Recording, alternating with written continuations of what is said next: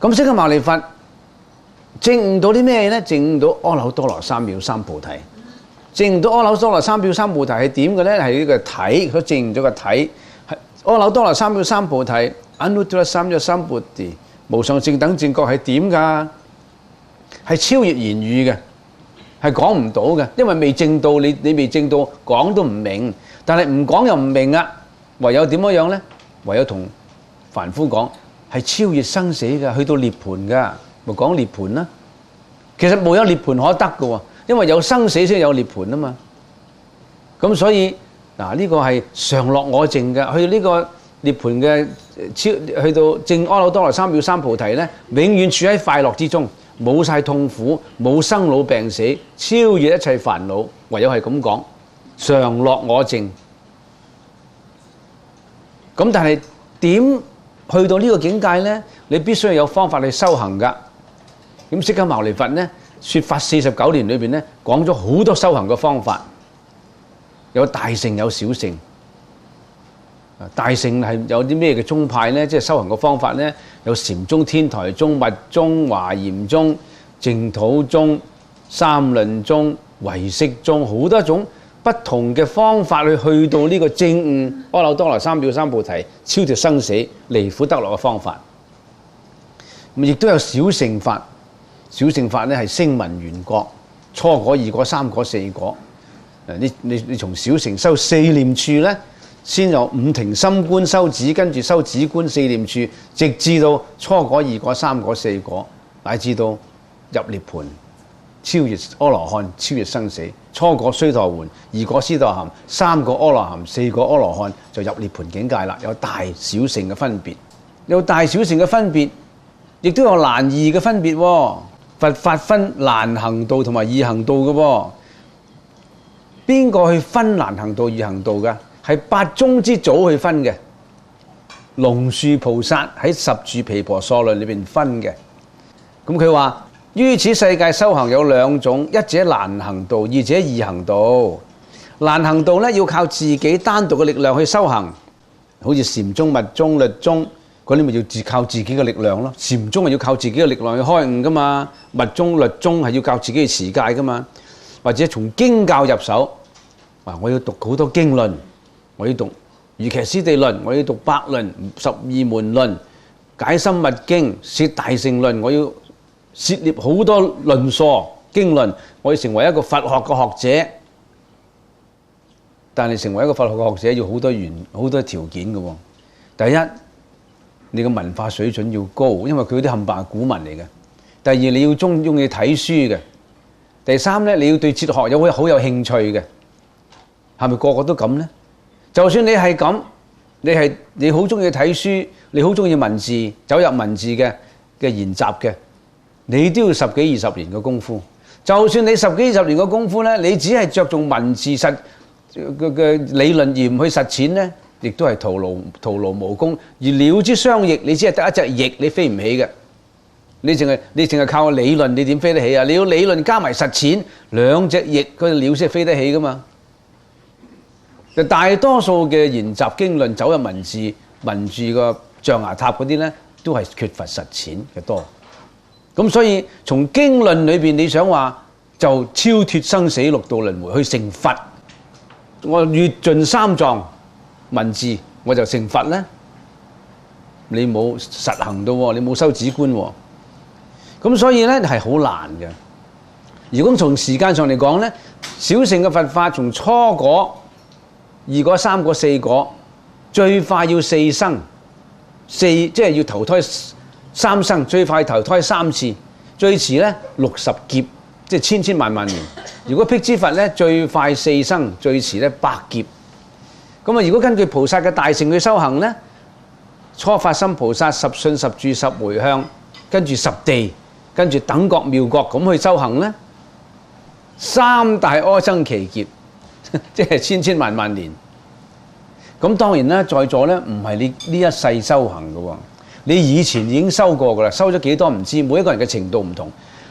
除非你已經係3大阿僧祇劫裏邊咧，你已經修咗第1大、第2大噶啦，你已經到第8地噶啦。在座有8地嘅菩薩，你係已經第3個阿僧祇劫修行到等覺妙覺噶啦。有幾多個係地上嘅菩薩呢？登地嘅菩薩呢？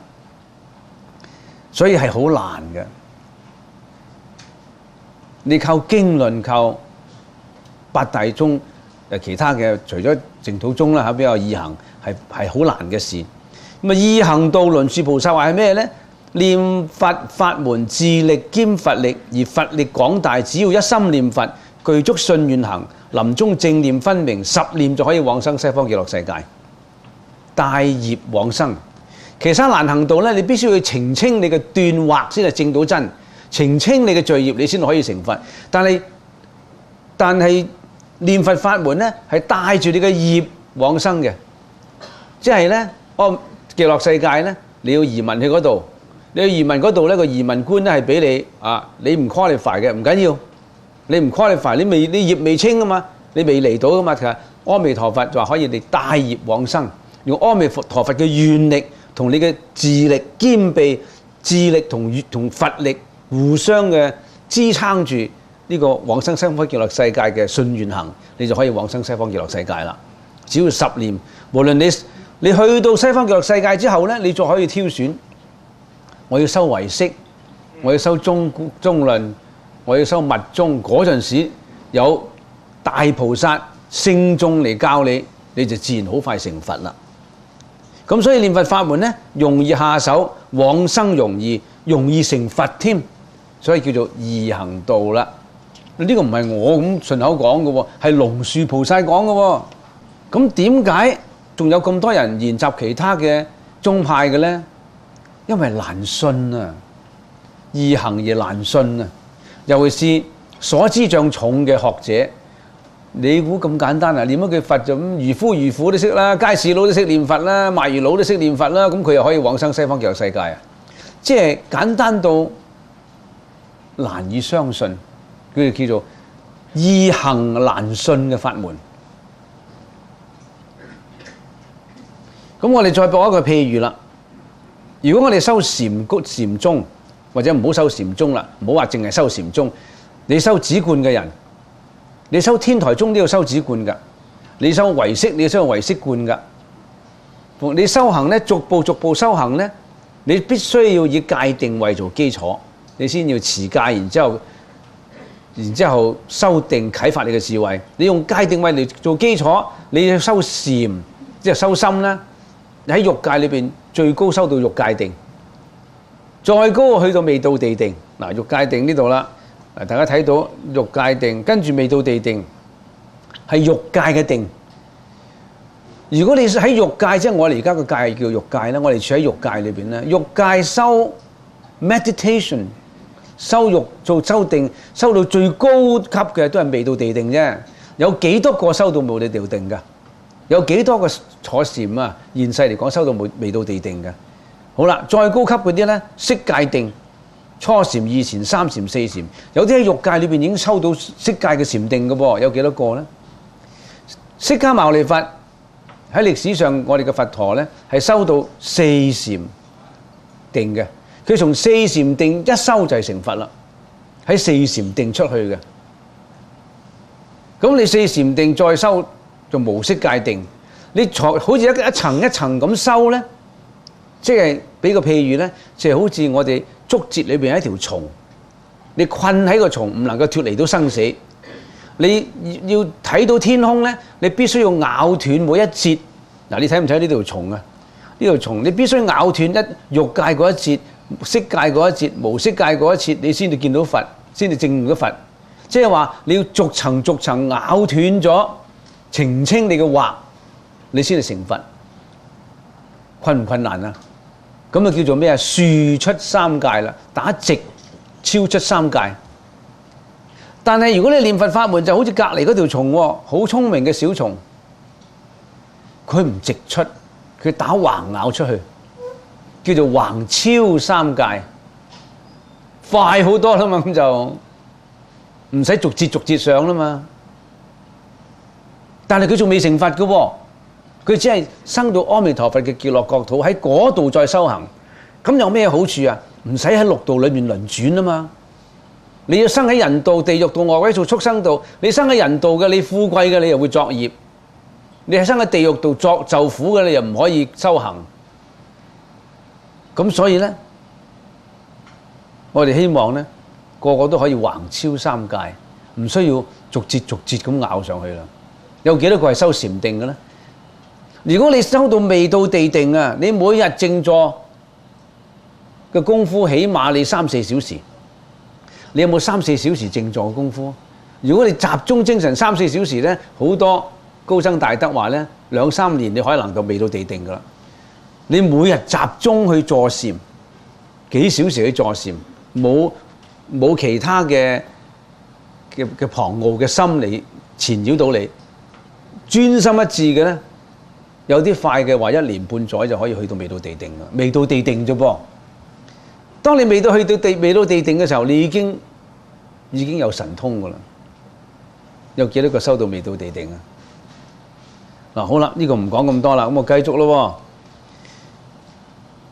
嗰條蟲點解要咬出個竹節，走出個竹節嗰度啊？因為世界係痛苦啊嘛。咁我哋將極樂世界嘅樂比較娑婆世界嘅苦。娑婆世界有生老病死苦、愛別離苦、怨憎會苦、求不得苦、五蘊熾盛苦。生有咩苦啊？受胎之苦啦。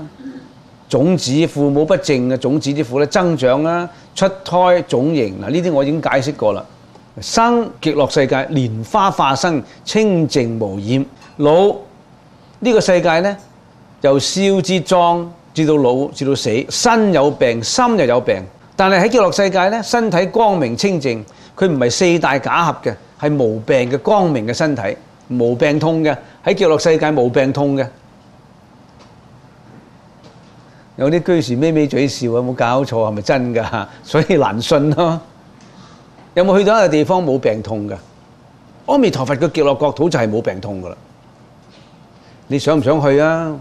你唔想去，你有時想病，你認為我需要啲病痛嘅，咁你就唔好去啦。你慢慢喺度慢慢喺度捱下啦。死，娑婆世界有死嘅痛苦，有病死嘅。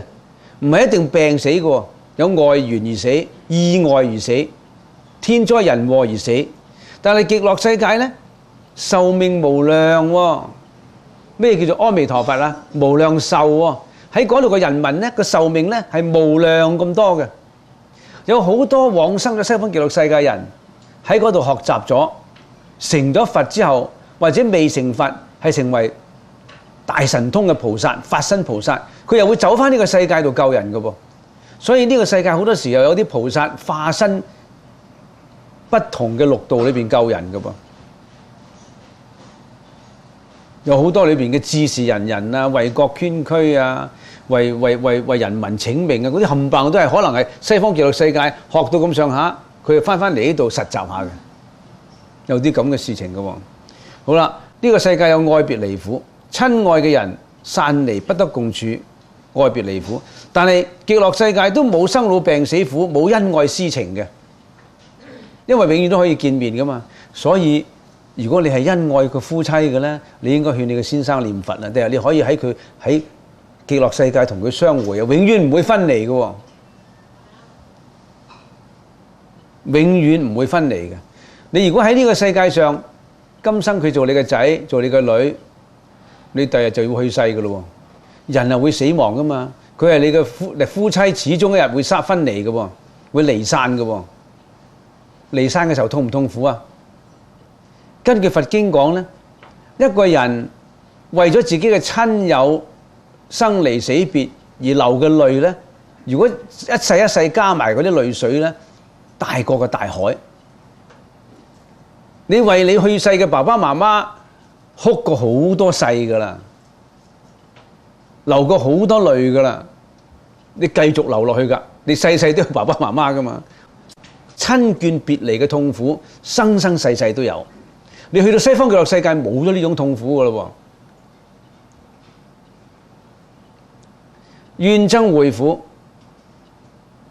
怨仇憎恨之人，你共聚一處，但係你去到極樂世界呢，無量諸上善人聚會一處，大家都係聖眾善人。你唔會產生妒忌心嘅。哇！佢係菩薩，佢係初地，佢係八地啊，我係一地啫，我好妒忌佢，冇呢種嘢，冇呢種嘅。因為點解啊？你遲早去到嗰個地方噶嘛。即係話咧，世人點解產生妒忌啊？驚住自己去唔到別人咁強啊嘛。哇！佢係 CEO 喎，我永遠做唔到 CEO，我妒忌佢係 CEO 啊。但係喺西方極樂世界咧，你始終都會係 CEO 噶啦，係時間嘅問題嘅啫。你自己修行就一路咁增加噶啦。咁跟住求不得苦，娑婆世界有求不得苦，但係喺極樂世界咧，心中所想立即現前受用，所以冇呢一種求不得苦嘅。五蘊熾盛苦更加冇啦。我唔繼續去解釋落去啦。你將娑婆世界之苦比極樂世界之樂，你就知道你選擇邊度啊？點解念佛法門最深入民間呢？最切實嘅論據，佛所說法門有大小頓漸偏圓顯密，若未斷惑，雖多生修行，仍不能了脫生死。為念佛法門，自力他力下手易而成功高。因為點解有佛力嘅加持啊嘛？釋迦牟尼佛勸人念佛，文殊普賢觀音世智馬鳴龍樹世親都勸人念佛，唔係話念佛法門大菩薩都叫我哋念佛法門嘅噃。但係咁點解有其他嘅經論啊？梗係啦，佛法要流傳落去噶嘛。如果淨係念佛法門嘅，冇咗個義理嘅，咁佛法咪冇咗義理咯。咁點去論證啊？必須有義理去論證。最興盛嘅法門，唯識、天台、華嚴三論禪宗咧，都係後人為傳承係建立嘅。但係淨土宗同律宗咧嘅行持咧，深入各宗，個個宗派你都要持律，所以律係好緊要啊，戒係好緊要嘅。除咗戒之外咧，每一個宗派都念佛嘅喎，睇下念佛嘅程度深淺嘅啫。最容易嘅方法嗱，易行法啊嘛，最簡便嘅儀式，行住坐臥都可以念佛嘅。南無阿彌陀佛啫嘛，南無阿彌陀佛，南無阿彌陀佛，南無阿彌陀佛，幾容易。好啦，繼續咯。我哋中國唐朝有個詩人叫做白居易，香山居士。因為點解呢？佢晚年嘅時候本來係修禪嘅喎，晚年嘅時候咧，佢就轉修淨土，就去咗香山寺，所以佢叫做香山居士。咁佢寫咗一首詩，就勸人念佛，亦都自勉念佛嘅。佢點講呢？餘年71，不復是吟我。我而家已經71歲啦，我再唔吟詩作對啦。白居易嘅詩詞係全中國出名嘅，我唔再去作詩啦，我作詩都夠啦，作詩詞歌賦夠啦。看經費眼力，作福為奔波。你叫我睇經咩？咁多經論咩？點睇得晒啊？看經費眼力啊，作福為奔波。你要我去參加呢樣，參加嗰樣，又係禪，又參加禪宗，又參加開光，又參加灑淨，又參加呢樣咁多佛門嘅 activities， 為我唔中意奔波啦。何以導心眼呢？咁我時間點打發啊？一句阿彌陀，行也阿彌陀，坐也阿彌陀，縱遙望似箭，不廢阿彌陀。好忙都好啦，我都係一句阿彌陀。日暮而途遠，吾生已蹉跎。日暮而途遠，而家年紀大㗎咯，仲花咗啲時間去做啲唔等使嘅嘢，嘥咗我啲時間咯。但值清淨心，但念阿彌陀。我不如以一個清淨嘅心嚟念阿彌陀佛。達人應笑我，多卻阿彌陀。你哋呢啲通達佛法嘅人呢，你會取笑我嘅。唉，使乜念又成日念阿彌陀？有咁多經論啊嘛，有唯識啦、天台啦、華嚴啦、律啦、密啦、禪啦，咁你成日念阿彌陀佛嘅咩？達又作魔身，不達又如何？咁你達人你所行嗰條路又會係點嘅咧？你自己去諗下啦。不達又如何？你話我唔通達佛法咧，咁我咪唔通達咯。咁我係即係佢係好忍辱嘅。普勸法界眾，但念阿彌陀。係唐朝嘅白居易啊。好啦，咁啊有一個清朝嘅羅允梅居士，佢一生就係念佛嘅。一日念幾多聲號佛我就唔知啦。臨走嘅時候咧，預知時至，留咗一首偈：71年拖着皮袋，今日撇下何等自在。臨走嘅時候就咁講呢句偈，咁就走咗啦。佢話71年咧拖住呢個臭皮囊啊！人體係一個臭皮囊，我哋用英文講啦 ，We are just like a test tube with an opening on the top and an opening on the bottom。上邊就擺啲食物落去，下邊咧就放翻出嚟。人係一個臭皮囊嚟嘅啫嘛，拖着呢個皮袋，或者人係一個旅行袋，呢個旅行袋一路咁拖，一路咁拖。今日撇下何等自在，我唔愛呢個旅行袋，呢個旅行袋，呢個臭皮囊我唔愛啦，放下咗呢個臭皮囊。你唔好以為你人係臭皮囊，不單止呢個人體係一個臭皮囊，仲要係累死你嘅臭皮囊。你孭住呢個身體生老病死，呢度又唔舒服，嗰度又唔舒服，頭痛，呢個臭皮囊頭痛就俾你痛，腳痛、眼痛、耳痛，你成日要去醫佢。仲唔係臭皮囊？你仲要好好地保養佢。你保養得唔好咧，佢仲會反面咧，佢要你痛，要你痛楚。呢個仲唔係臭皮囊？今日佢唔係啦，佢撇下咗呢個臭皮囊啦，何等自在，佢就往生西方啦。好啦，咁仲有另外一個咧，清朝嘅杜乾尼斯臨終嘅時候留咗一些偈語。我琴晚咧就啱睇咗呢個偈語，我覺得幾好。佢88歲往生嘅，又係預知時至嘅，就係專念佛嘅。88年無貪無戀，歸去來兮水清月現啊！一講完呢句偈，咁佢又微笑往生，冇病嘅噃。咁啊有一個叫做蔣十八居士留偈往生，有一個居士咧係叫蔣十八，係清朝嘅。呢個幻身四大合成，今日分散各歸其根，諸幻既滅，灰飛煙絕。佢寫落嚟嘅，佢唔係講嘅，佢用手寫嘅。如空中風，猶碧天月，既無障礙，又能皎潔，一切永斷，無有言說。40年來脫離事欲，為禪大成，朝誦暮讀。今朝撒手西歸，自有現成果足。咁呢個蔣十八居士留偈往生咧，佢個太太又係往生嘅喎，佢個妻子後來又係往生嘅喎。看過年經14000，平生香火有因緣，西方自是吾歸路，風月同乘般若船。嗱，夫婦都往生西方極樂世界嘅，喺西方永遠唔會分離，但係冇咗情慾噶啦。有啲人真係認為呢個世界有情慾先好，咪食色性也啊嘛。情慾累死我哋流轉生死，情慾令到好多人墮落，即係好似愛情啫嘛。愛情可以泛舟，亦都可以覆舟。你用到愛情，愛情可能好偉大；你誤用愛情，愛情令到人哋家散人亡。你睇下你點用法嘅啫。歷代高僧晚年專修念佛法門，我呢個呢就係我自己做一個研究，我花咗大概10零日，我就成日諗點解啲高僧咁多著述嘅呢？尤其是晚年嘅著述，多數係念佛法門嘅呢，我就去揾啦。佢以前學過咩嘢嘅？唐朝嘅法照禪師初習禪，一日入定見極樂世界，專修五會念佛法門。佢住淨土五會念佛。法照禪師本來係修習禪嘅噃。因為佢入定見到極樂世界，咁佢就專修五會念佛，佢著作咗淨土五會念佛。唐朝嘅飛石法師，佢係天台止觀嘅，後來改修淨土，佢著作有念佛三昧寶王論。所以淨土中嘅著作千千萬萬，好多好多。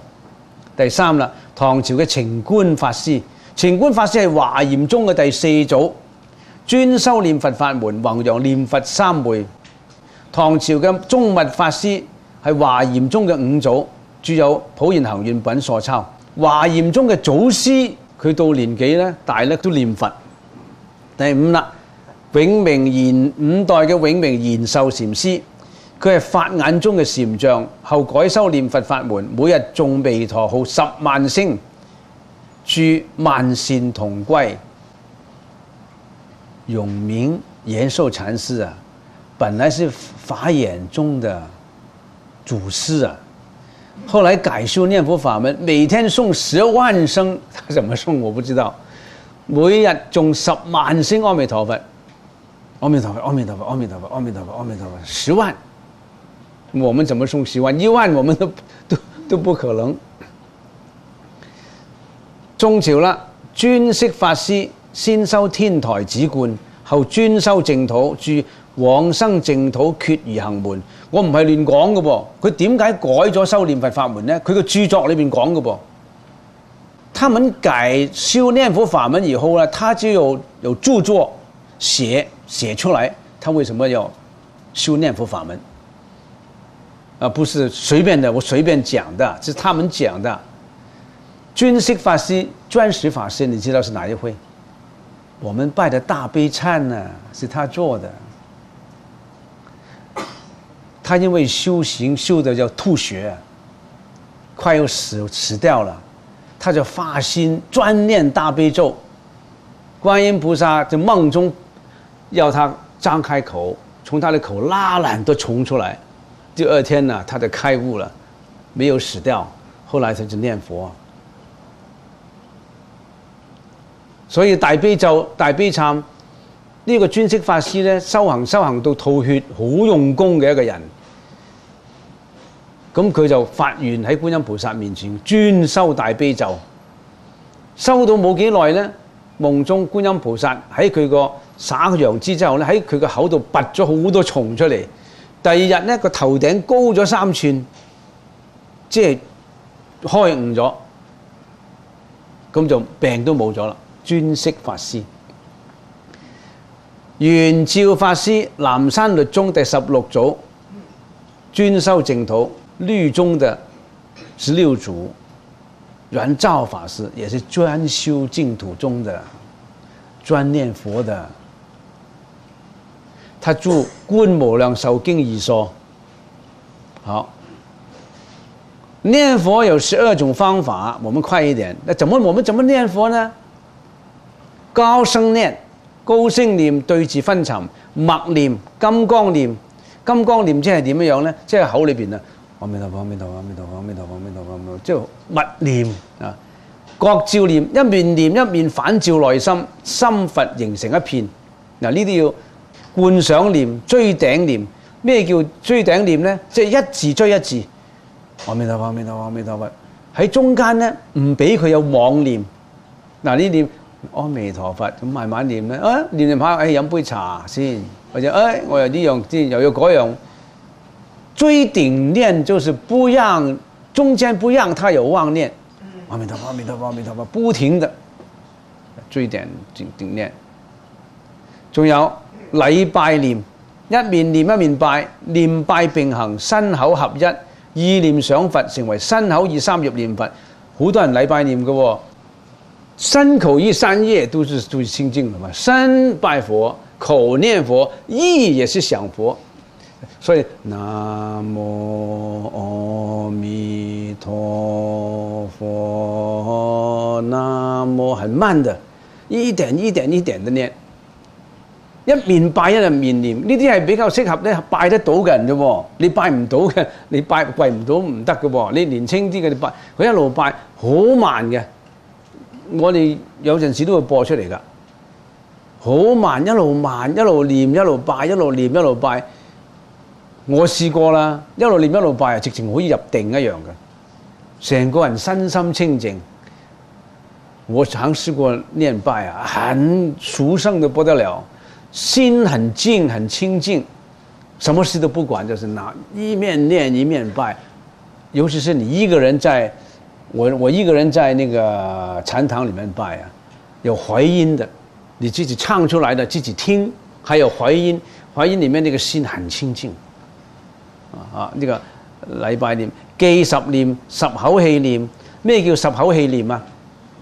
一口氣就念阿彌陀佛，阿彌陀佛，阿彌陀佛，阿彌陀佛，阿彌陀佛，阿彌陀佛。唔吸氣，念完之後咧，吸第二個氣又念阿彌陀佛，阿彌陀佛，阿彌陀佛，或者念埋南無都得，唔念南無都得。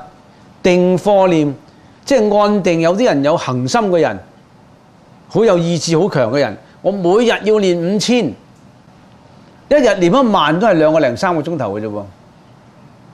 你發願練5000啦，嗱有一位居士發念練5000，佢往生西方極樂世界嘅喎。呢位居士大家唔可能我話俾你聽，你會知道。上海有一位居士林裏邊有一位居士叫做光未龍。光未龍著《金剛經解義》，係居士裏邊嘅最了不起嘅一個解釋《金剛經》裏邊嘅經義嘅，叫光未龍居士。佢媽媽咧就係念佛往生噶啦。佢去世嘅前五日，佢唔食飯啊，淨係飲粥水，就同佢個仔講，光未龍居士講，佢希望以後咧，佢成日講解《金剛經》噶嘛，光未龍成日演講《金剛經》噶嘛。